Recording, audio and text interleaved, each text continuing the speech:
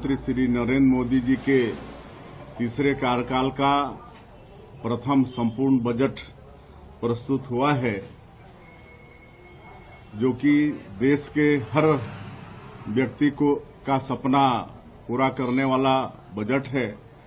और इसके लिए मैं छत्तीसगढ़ की 3 करोड़ जनता के तरफ से हमारे देश के यशस्वी प्रधानमंत्री श्री नरेंद्र मोदी जी, देश के वित्त मंत्री श्रीमती सीतारमण जी और उनकी पूरी टीम को बहुत बहुत बधाई देता हूं, बहुत बहुत धन्यवाद देता हूं। और इस तरह का बजट भारतीय जनता पार्टी की सरकार ही प्रस्तुत कर सकती है। और इस बजट ने मोदी जी के एक वचन को फिर से पूरा किया है। जैसे मोदी जी कहते हैं कि जिसे कोई नहीं पूछता उसे मोदी जी पूछते हैं, तो उनका ये कथन भी बिल्कुल सत्य होगा। इस बजट से इसमें मध्यम वर्ग को बहुत राहत दिया गया है।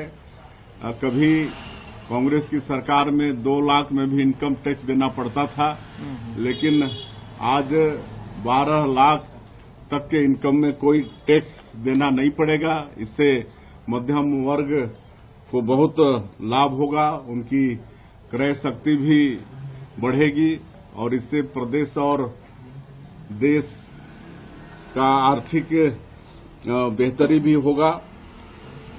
उसी तरह से किसानों के लिए भी ये बजट बहुत ही वरदान साबित होगा, काहे कि छत्तीसगढ़ में हमारे ज्यादातर लोग किसान हैं, मध्यम वर्ग हैं। अब उनको वैसे तो कृषि में कोई टैक्स नहीं लगता है, फिर भी 12 लाख तक की इनकम में कोई टैक्स नहीं लगेगा।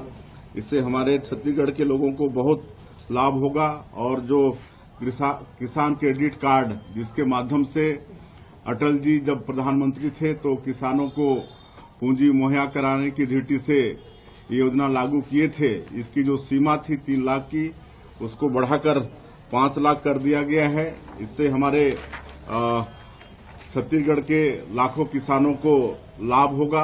अब वो 5 लाख तक के सीसी के माध्यम से ऋण ले पाएंगे और अच्छे से खेती कर पाएंगे। और मत्स्य है, पशुपालन है, इसमें भी 5 लाख तक का उनको लोन मिलेगा, तो किसानों की स्थिति बहुत सुधरने वाली है। उसी तरह से एमएसएमई का जो लोन की सीमा 5 लाख की थी, उसको भी 10 लाख 5 लाख से 10 लाख करने का निर्णय इस बजट में हुआ है। और तो इसमें भी जो हमारे मध्यम वर्ग के लोग हैं, इसको बहुत लाभ होने वाला है। स्वास्थ्य के क्षेत्र में भी क्रांतिकारी घोषणा इस बजट में हुआ है। आजकल कैंसर जैसी बीमारी भी आम हो गई है, तो पूरे देश में 200 डे केयर सेंटर कैंसर के लिए खोले जाएंगे। इससे निश्चित रूप से कैंसर की बीमारी में रोकथाम होगा। उसी तरह से प्रत्येक प्रदेश को मूल आधारभूत संरचना के लिए 1.5 लाख करोड़ रुपया केंद्र शासन की तरफ से मिलेगा। इससे हमारे छत्तीसगढ़ जैसे प्रदेश को बहुत लाभ होने वाला है। दलित महिलाओं को भी 5 लाख तक का लोन देने का प्रावधान है। आदिवासी एवं दलित महिलाओं को 5 लाख तक लोन देने का प्रावधान किया गया इस बजट में। इससे भी बहुत फायदा छत्तीसगढ़ को होने वाला है। इस तरह से अगर देखा जाए तो बहुत ही अच्छा ये बजट है और निश्चित रूप से इससे छत्तीसगढ़ को बहुत लाभ होने वाला है। नौकरी पेशा लोगों को ज्यादा फोकस किया गया है, ये सबको फोकस किया गया है। जिस तरह से प्रधानमंत्री जी का नारा है, सबका साथ, सबका विकास, सबका विश्वास और सबका प्रयास, ये बजट सभी वर्गों के लिए मतलब फायदेमंद है। सर ये सर धान खरीदी कर ली गई, ऐतिहासिक धान खरीदी हुई है, टारगेट जो है उससे करीब है। हाँ, कल धान खरीदी का अंतिम तिथि था 31 जनवरी और मुझे बताते हुए गौरव हो रहा है कि पिछले साल की तुलना में 5 लाख मीट्रिक टन धान ज्यादा खरीदी हुई है। पिछले साल 145 लाख मीट्रिक टन धान की खरीदी हुई थी।